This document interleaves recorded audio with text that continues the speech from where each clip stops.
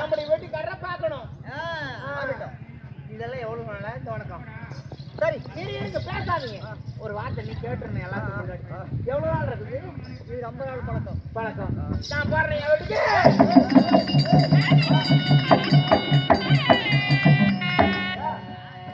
அந்த பழக்கத்தோட நீ பொழைச்சிங்க.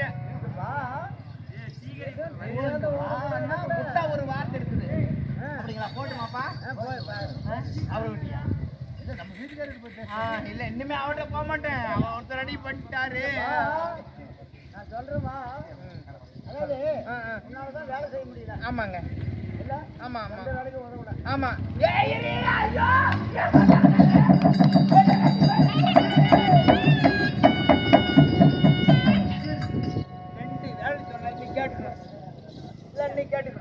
ரெண்டு வேலை சொன்னார்ல. ஒரு வேலை தமிழ் ஆக்குற வேலை என் வேலை. அப்ப இன்னும் ஒரு வேலை நீ கேளுமா அம்மா. அவர்தான் இருக்கட்டும்.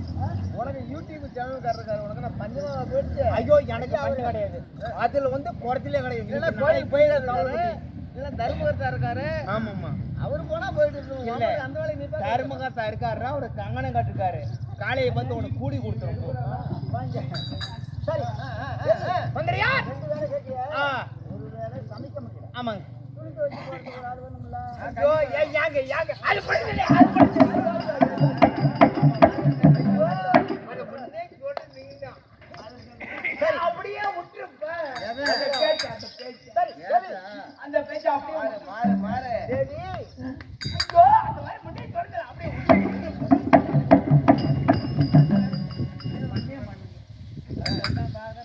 சரி சாமி. அப்படினால கூட வந்த தோழி உனக்கு ஒரு கட்டப்பழக்கம் இல்லைங்களே. இங்க பாருங்க, உனக்கு கட்டப்பழக்கம் இருந்துச்சுன்னா உலகத்துல கட்டப்பழக்கமா இருக்கும். சரி ஆமாங்க. ஏங்க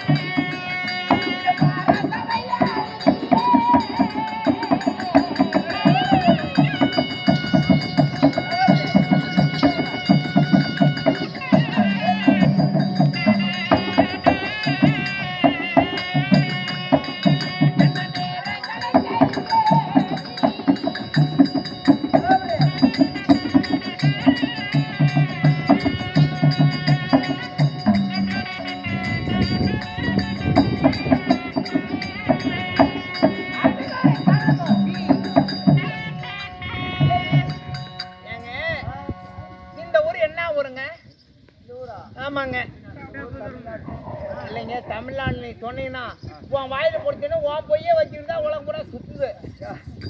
உன் வாயில மட்டும் பொய் வரக்கூடாது. எப்படி சம்பந்தி?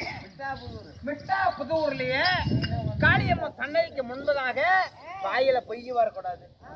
காலையில அவருக்கு நான் சொல்ல அவருக்கு